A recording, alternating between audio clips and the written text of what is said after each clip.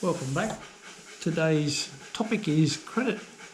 You might think, why would we want to talk about credit in one of the lowest markets for credit there has ever been?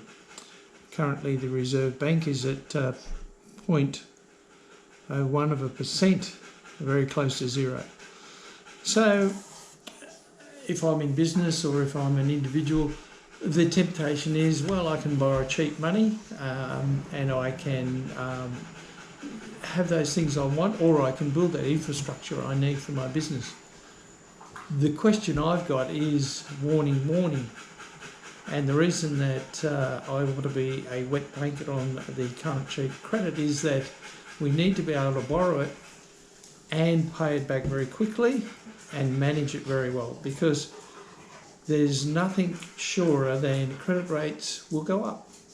And if credit rates go up and I'm comfortable in the current environment where I'm paying 2%, 3%, 4%, 5%, and they go up substantially, whether it be 1% or 1.5% over a period of time, I'm going to find myself with a situation where my cash flow is going to be compromised.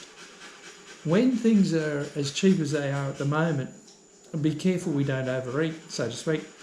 The reality is that I need to have my credit well managed, as we've talked about in previous podcasts, for a business environment, but also personally. People at the moment can spend another $100,000 on a home and it's very cheap, but if we can't chew into the principal and chew into that debt very quickly and get on top of it, we will find ourselves in a situation where we are burdened, perhaps even in financial distress. So if it looks good, smells good and tastes good, that's fine. Just don't overdo it, because the reality is if you cannot pay 2, 3, 4 times the current interest rate when you are borrowing, the reality is you're probably over-borrowing, because this market is unusual and it's a risky market simply because people will overstretch, and there will be a lot of people end up hurt financially because they have overstretched.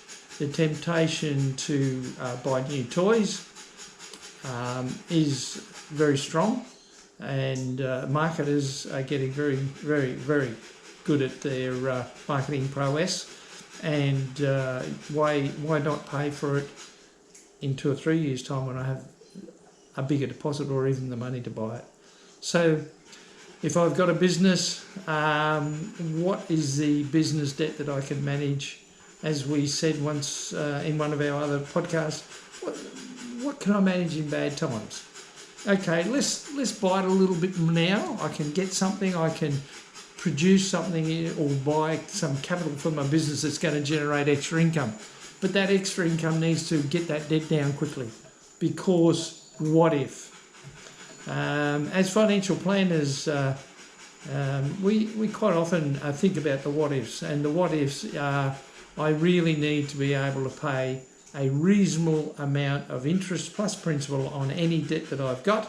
Otherwise, I'm overstretched. So let's really be careful and cautious with the current cheap interest rate market, whether I'm in business or not.